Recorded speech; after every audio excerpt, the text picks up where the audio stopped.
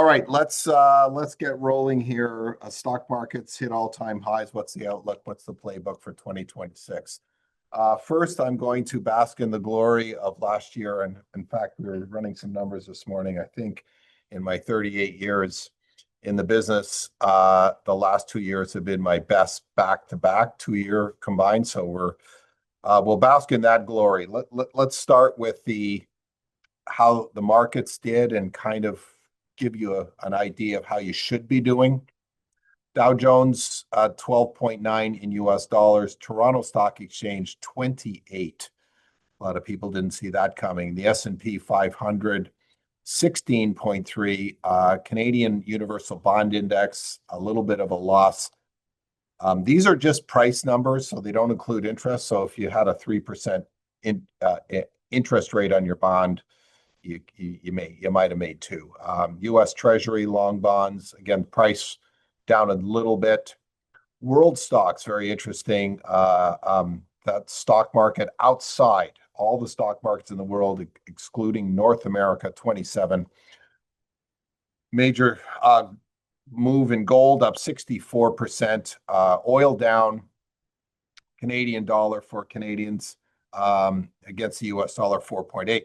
This is relevant because if you invested in the Dow Jones as a Canadian, you lost money in the US dollar last year. So your actual return, if you looked at your statement and you were an investor in Canada, you did 7.79 in the S&P, 11.05. So let's go down the charts here and review last year. And remember, it wasn't all just rainbows and lollipops, because there was a period early in the year where we were talking about tariffs, and we had an emergency conference call, and we said, wait a minute, is this Smoot Hollings? Is this the start of 1929? And we argued that it was not, that there was a lot of things going on. In fact, we looked at the history of over 200 years in the United States of tariffs. And again, not in favor of tariffs, but at the end of the day, that was not the cause of the Great Depression. A lot of people, if you just sort of Wikipedia it, they talk about the correlation between the Great Depression and Smoot Hollings and the implementation of tariffs. But at the end of the day, we argue that that was a buying opportunity in the stock market. So if you actually were lucky enough to invest some more money in the markets in late March, your returns were even better than just our run-of-the-mill good years. Okay, so notables. S&P equal weight, which means that you owned all 500 companies, but you didn't overweight. The S&P 500 puts more weighting in the biggest value companies. So, Apple, NVIDIA, Google, being Alphabet now, are the biggest weights in the index if you just owned all 500, which kind of reflects a lot of people's true portfolios. So 9.3. So to a Canadian, your US accounts from my competition, you might have only done 5%. Value line is actually what the average stock did, 3,700 stocks, non-weighted. What's the average return of the US stock? Was actually 2.8 last year. So we did see a market that was quite concentrated. A lot of companies just stagnated. And listen, if you go through our accounts line by line, a lot of stocks did nothing and some did really, really well. That's the nature of getting returns. Notably, Europe, really good. We've liked Europe, 31%. An area we have zero exposure to, long government bonds, provinces, federal bonds, the prices minus 4.6. This might be counterintuitive. The Bank of Canada was cutting rates. So wait a minute, interest rates down, bond prices up. The problem is the long-term interest rates are kind of not buying that interest rates are going to stay down or return to the very low levels of COVID.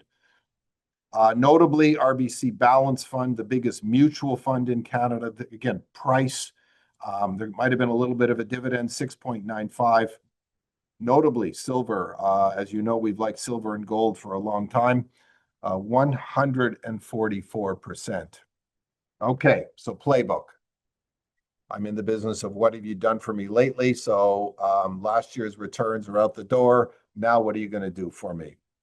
The number one rule, Marty's wag, don't fight the Fed. Okay, so the Fed is the Federal Reserve Board. They set interest rates, they set the tone for the whole world. And when rates are going down, money has to go somewhere. You may have heard that from me before. Cash bond stocks. So I want you to think about 3 rate cuts. Look, interest rates were almost 6% a couple of years ago.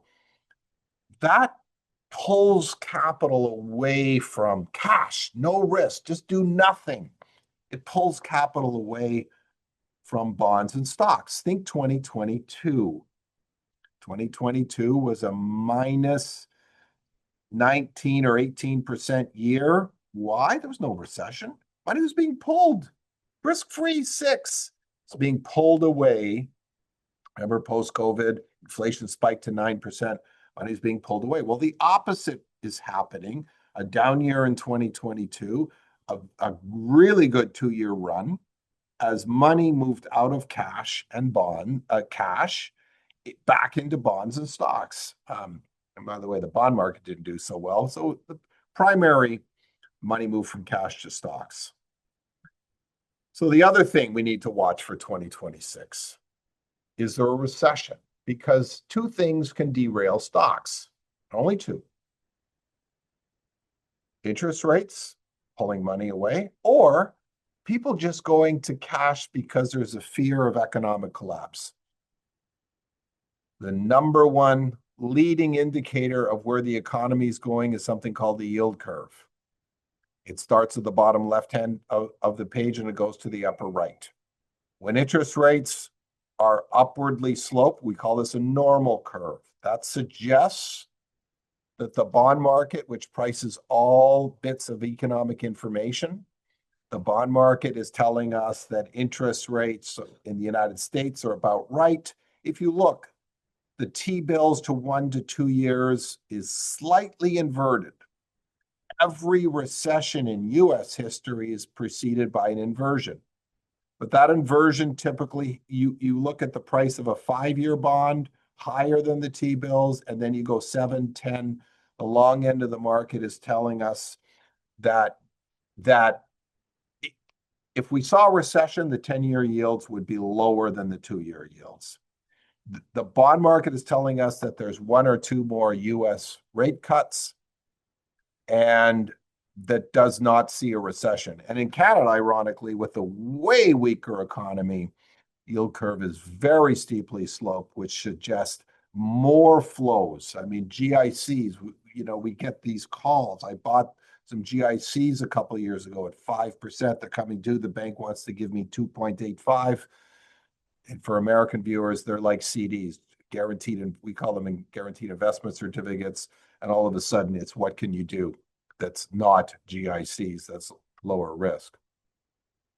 So the 2 things that the secondary thing that precedes a recession is a spike in oil prices. So just the price of energy in the last year, fairly big decline in the price of energy. So when you have a positively sloped curve and you have declining energy prices, a recession is actually not in the cards. So we've got don't fight the Fed. The other rule of Marty's wag is don't fight the tape. Now, I'll try to, this is a bit of a cliche, but tape goes back to the days that the stocks used to come out on a ticker tape. They would be printed up and people would yell out the stock price. This is don't fight the tape. When the tape is going up, don't fight that. And at the end of the day, it's sort of Albert Einstein's object in motion tend to stay in motion until something hits them. So if you look, we've had a strong year last year. We're actually strong into the first 2 weeks of the year. And that's kind of momentum. People are funny. The more something goes up in the stock market, the more people want to buy more of it. If you walked into Holt Renfrew and your coat you wanted to buy is up from $1,000 to 1,100, you'd freak out and say, I'm not buying it. But in the stock market, you might say, oh, that coat went up 10%. I'll take two. I see it's trending up. So don't fight the tape. So that's the positive argument. Today, I'm going to give you both sides. Now, they say don't trust a one-handed economist. And unfortunately, today I'm going to give you a lot of on one hand and on the other hand. Okay, here's the other hand. Playbook. We also have an election cycle. Thank you, son Alex LePoidevin, who's a whiz with computers, was able to superimpose since 1960 every cumulative return for years 1, 2, 3, and 4 of a presidential cycle. Now, there's very different returns and outcomes given what year you are in the presidential term. Unfortunately, the midterm year or the second year of a presidential cycle is not telling a great story. If you go back to 1960 and you invested for all 16 possible years, 16 years of the second year of presidential terms, and you put $100 in the stock market, again, this doesn't include dividends, you'd have about $75. You're down over 16 years, over 4,100 days. A lot, stocks for the long run. The exception is year twos of presidential terms. You look at year three, which the good news is we're a year away from year three. Your $100 is up more than to $1,000, and you can see for yourself. Year one, we call the honeymoon year, has also been a good time, and that's what we just came off, and we did come off a very exceptional LePoidevin Group experience in the markets. But this is a bit of the playbook. So we have the positive side. I'm going to give you the challenge. Okay. Challenge number 2 is valuations. So I'm going to look at the S&P 500. And then I'm going to look at the Case-Shiller value of, and they smooth out earnings so they don't get as lumpy. But you can see, if you look at 1929, the valuation of the stock market was the highest it had been in decades, maybe ever. That was the boom of Motors Company, General Motors, Bethlehem Steel, BF Goodrich. Anything to do with automobiles was going ballistic. That was a high valuation. The 1930s were horrible economically, but you were also starting from a high valuation point. Now, I want to point out the 2000 stock market peak valuations were excessive, even higher on a Case-Shiller valuation basis. Price earnings ratios hitting 45 on smoothed out earnings. But I want to point out that we are now at the second highest valuation levels in terms of the stock market, which suggests that the overall market, the S&P, is more dangerous than if you get in when the market's low. Again, don't fight the Fed. People are buying, things are up, but the stock market itself is unlikely. The S&P 500 is unlikely to produce superior returns for the next few years from these levels. Are all stock markets at all-time highs? You may look at your account and you can see that we like Europe, and we've liked Europe, and it was one of our calls last year. Again, did far better than the United States. Europe did 30%, but 13%, 13 point something was actually due to currency. If you bought Europe in 2007, 19 years later, you've just got your money back. Currency plays a huge role. And so when you think you're buying at a new all-time high, you are, but you're buying at a time when Europe's just breaking out. This is very interesting. I'm going to go through valuations. US, Japan, these are price earnings ratios. The US is trading at the highest valuation in the world, but the rest of the world still looks quite appealing. The price earnings ratio of Eurozone, uh, uh, big discount to the United States. Japan is still valuation far lower than its historical average. Emerging markets, cheaper, and China, again, cheaper and cheaper. So there is opportunities in the world. Again, the US isn't necessarily the returns of the world. You spend a minute on this chart, and if you're watching the YouTube, you could pause it and look at this chart because it's very important. The gray areas of this chart are depicting a period where the US dollar is weak, and the white areas are the areas that the US dollar is strong. I hear a lot of, well, it doesn't matter what the US dollar is doing. If the US dollar is declining, that's good for companies like Coca-Cola and Procter and Gamble. Their earnings will just go up as they're in foreign markets. But this chart shows differently. When the US dollar is rising, the United States tends to be, so the purple lines show us areas where the global markets do better than the US. And so the myth is the US is the only place to invest, and you always do better in the United States. Again, myth, because that has been the case since the bottom of 2009. But you can see in the period from 2002 to 2009, foreign markets did far better. I want to point out the extremes of the 90s, where for a few years running, foreign markets were outperforming the US dollar. The foreign markets were doing fantastic again.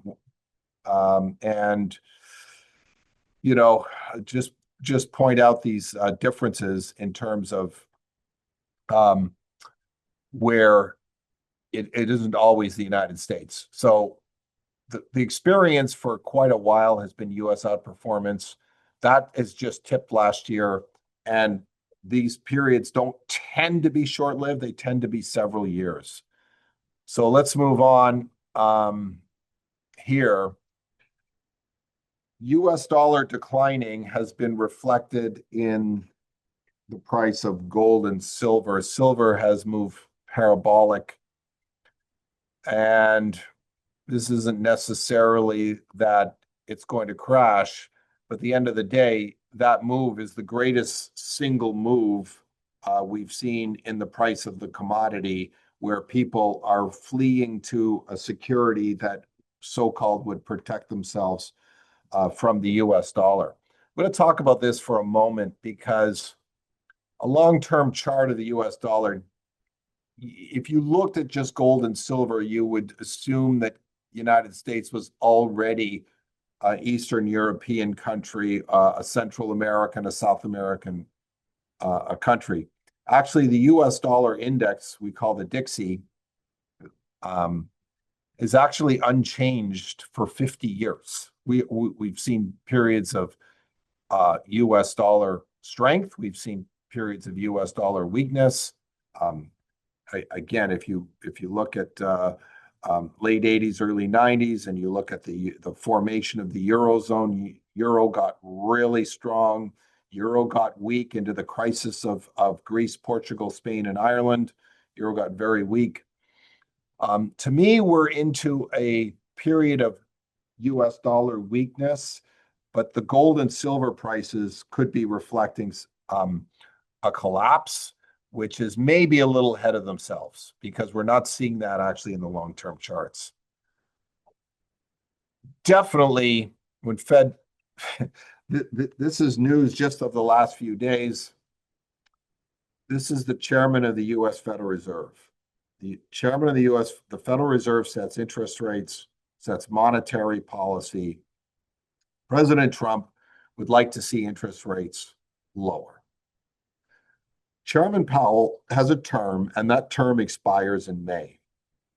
Chairman Powell under review under criminal investigation. Well, he's building a new headquarters. He won't even be there.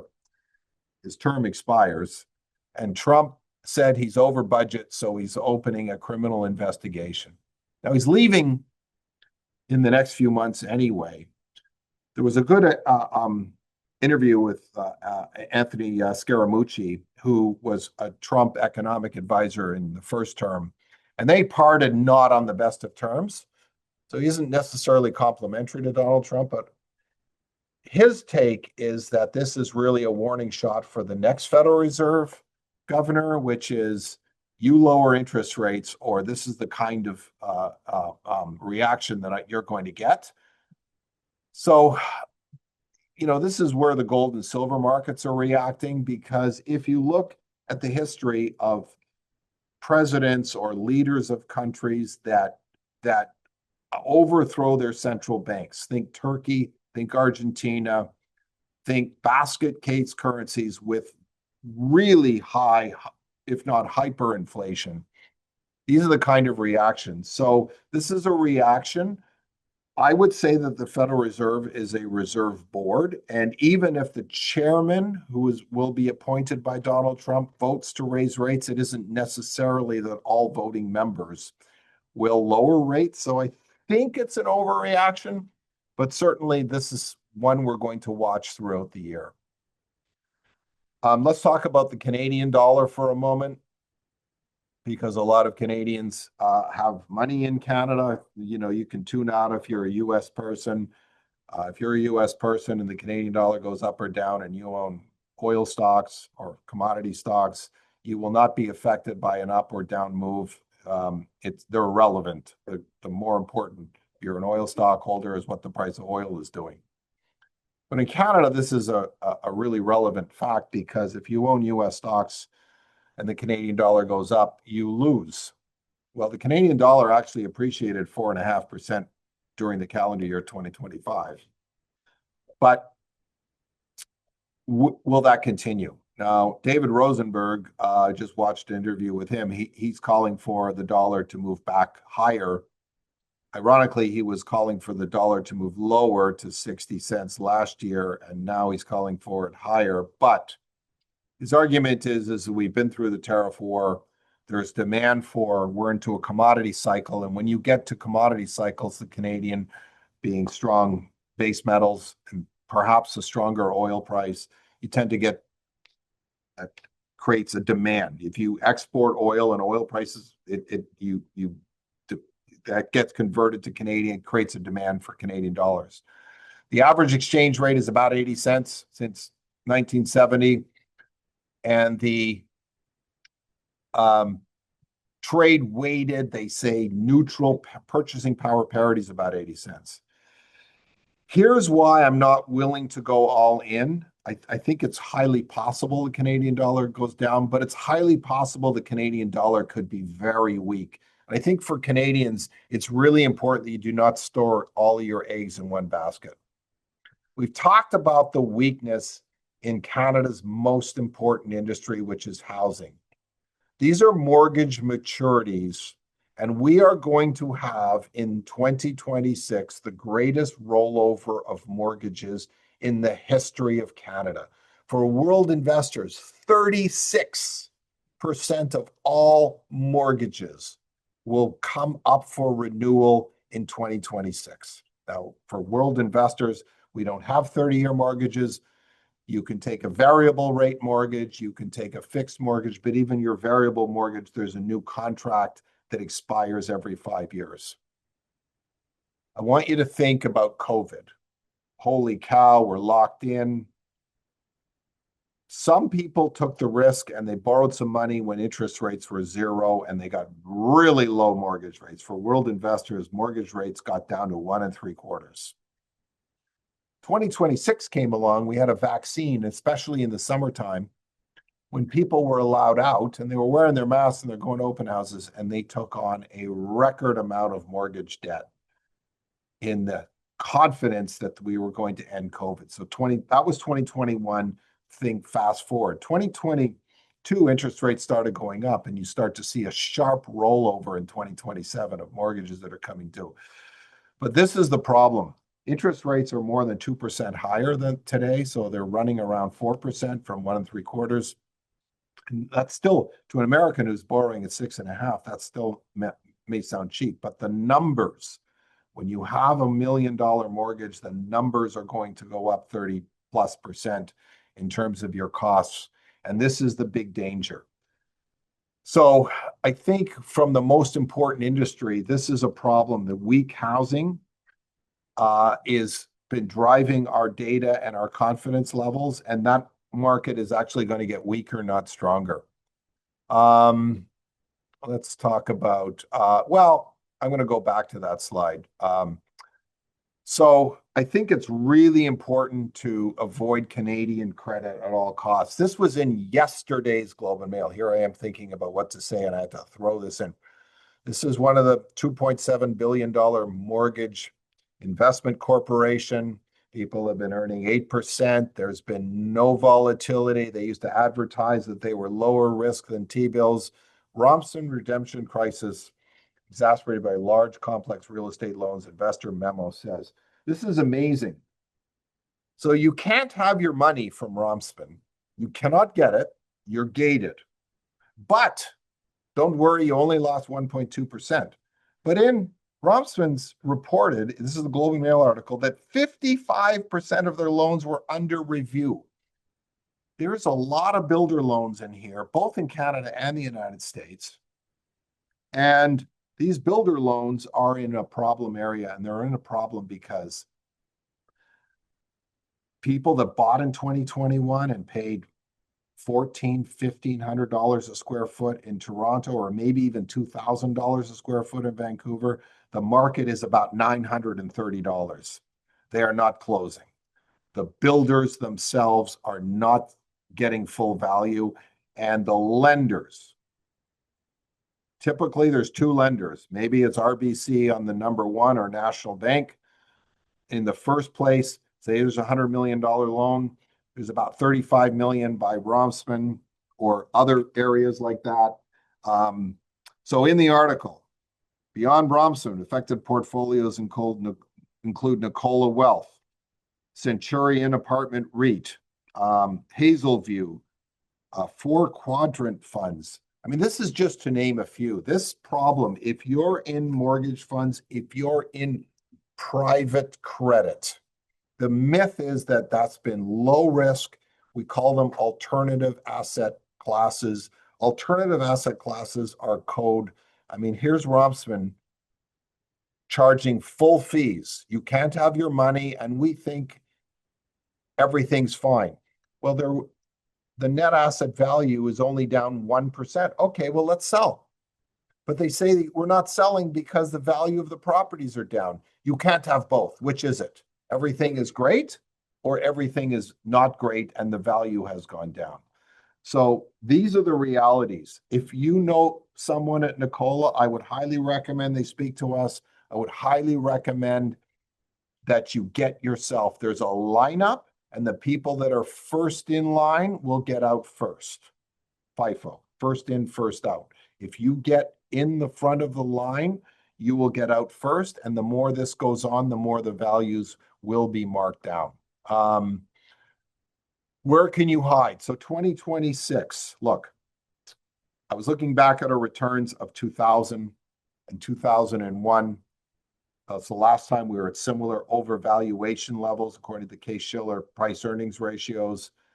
We had double-digit returns in 2000, 2001. Now, if you're a client that wasn't around in the late 90s and 2000, we owned a lot of these Canadian version of the Treasury inflation bonds called TIPS.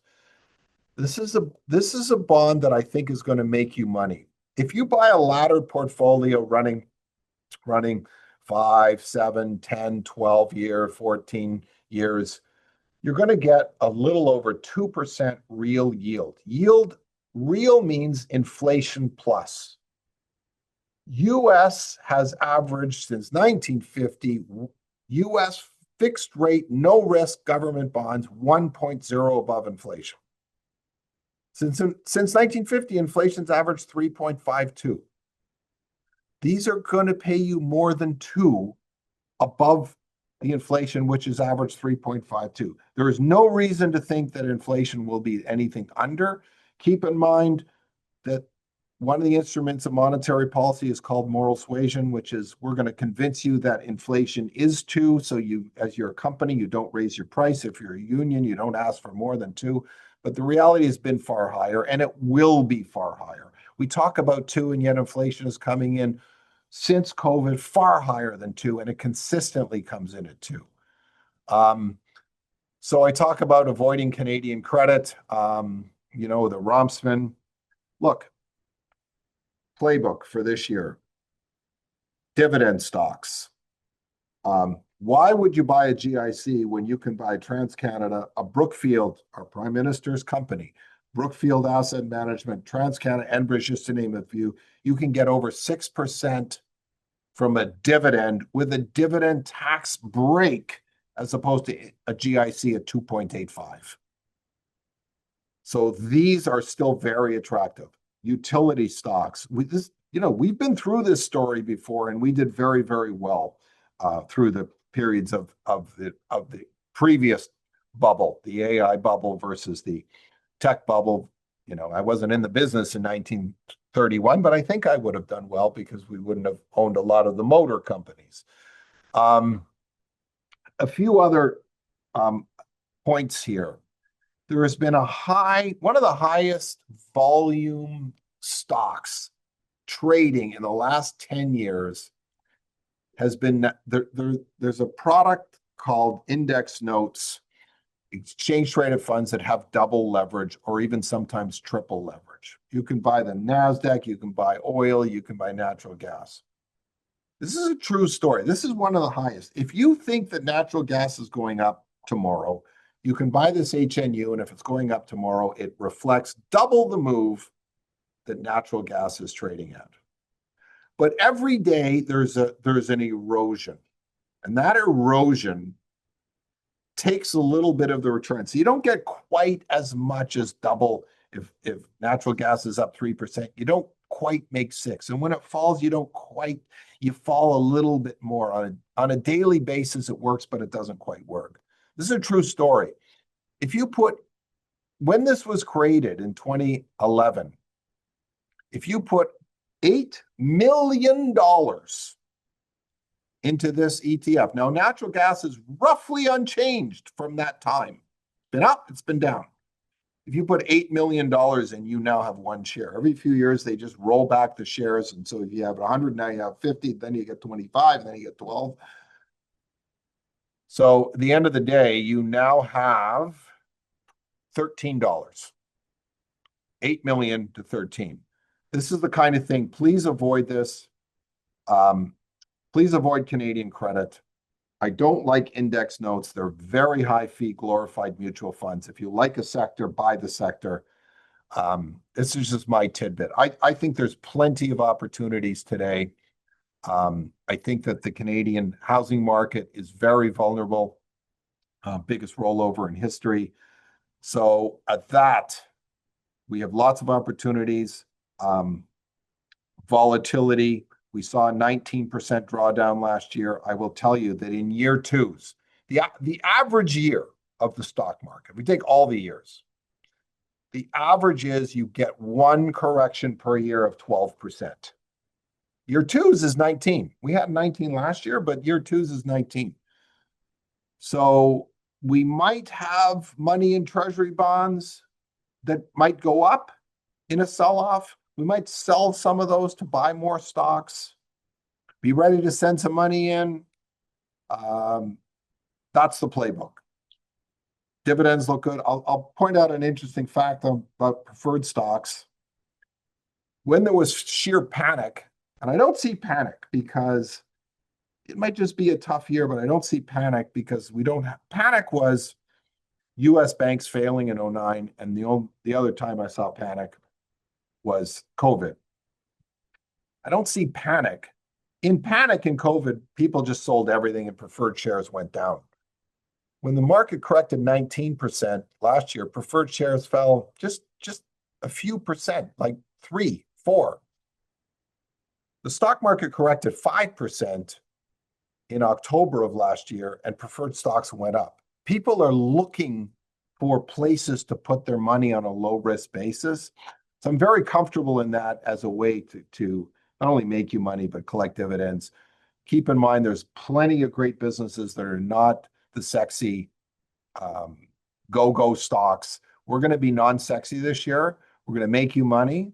We're not starry-eyed. I tell it like it is. So you've got on one hand, on another hand, and the playbook will probably be altered as we go through the year. So as we change and we see opportunities and we make pivots, we will let you know. We are not zombies. If you have an account at TD, RBC, BMO with one of those advisors, you have a 60-40 portfolio. They do not pivot. They do not shift. We pivot and shift, which is why I think our long-term track record is far superior to the zombie portfolios. But stay tuned. Thanks for your business. Thanks for last year. Thanks for your comments. And we'll touch base soon. Thanks, everyone.